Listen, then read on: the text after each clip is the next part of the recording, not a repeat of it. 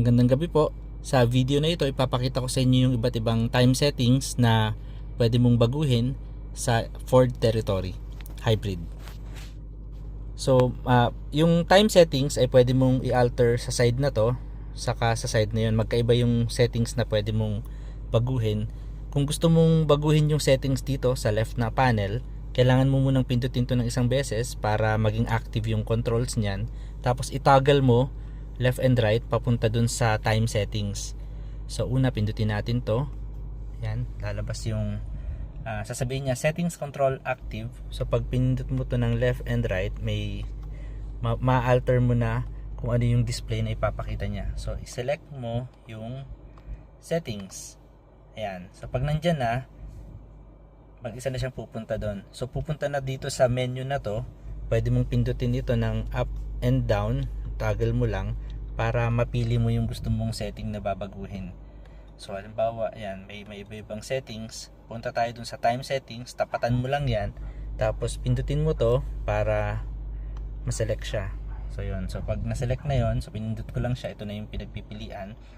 Pwede mo nang piliin yung clock settings, in which case ma-alter mo na yung oras.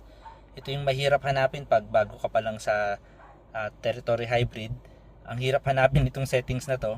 Tapos kung tapos ka na dyan, ay okay mo lang, gitna lang ulit yung pipindutin, ito lang ulit. Tapos pwede ka naman pumunta sa date settings. Ito yung mahirap kasi ang default date na nakalagay dyan ay not necessarily tama. So i-check nyo yung mga date ninyo sa sasakyan nyo, baka hindi 2026 yung date, yung year. Pwedeng tama yung date pero mali yung year. So yan yung settings na meron. So okay lang ang pinipindot ko para lumabas.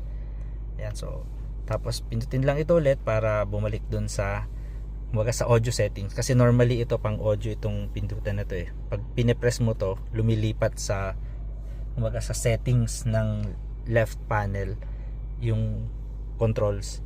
So yan yung para sa time settings dyan. Tapos meron din dito sa right side. Yun naman ay sa other settings. So naipakita ko na yung sa left side, doon naman tayo sa right side. So punta ka muna sa home. Ito yung home. And then punta ka sa settings. Ito yung settings. Tapos piliin mo yung other settings. Ayan. And then puntahan mo tong clock format.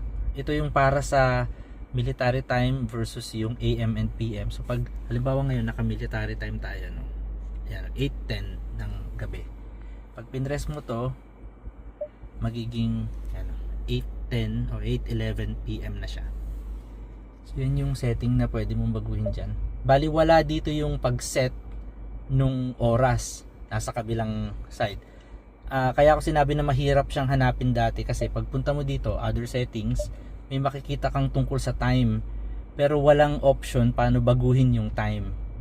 So dito yun sa kabilang side babaguhin kagaya ng pinakita ko sa inyo kanina.